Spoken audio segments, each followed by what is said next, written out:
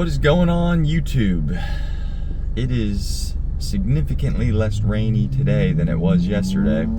We still have some pretty angry looking clouds and some pretty thick clouds, but all things considered, it's not raining yet, so we'll see how it goes. You never know with Florida. It could be bright and sunny, and then 2 seconds later you're getting torrential downpours, and then it could be like today where you got these angry clouds looming but absolutely no rain for the entire day. So you never know how it's gonna go, but today is a push day, and I'm not sure exactly what I'm gonna do on Incline Smith. I might up the weight, or I might just go for a rep PR, but regardless, I'm gonna be trying my best here.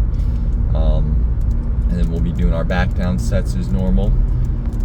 And then after that, I will be doing accessories for triceps and shoulders as always. You know, I've been really liking the cable shoulder lateral raises.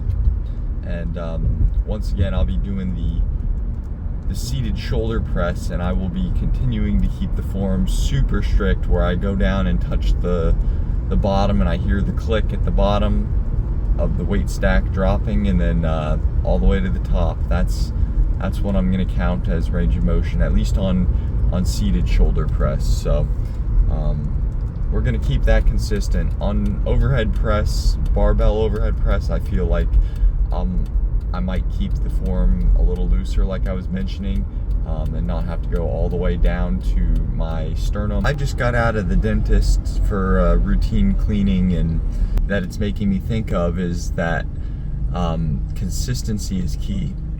So the hygienist that was cleaning my teeth, he was just talking about how most of the damage that people do to their teeth is done at like a young age, and it's just a matter of, you know, because once you've done the damage to your enamel, you can't really get it back, or actually once you've lost actual tooth itself, like it's chipped or cracked. So it was kind of interesting to hear that. He was just like, yeah, it's just those that consistently brush and floss every day. You know, I'm sure you've heard it a million times, but it's the truth. And the same thing is definitely true for lifting. You know, you don't have to be, there's no magic trick for getting bigger or stronger. It's just that consistency. And I don't love the comparison to brushing your teeth.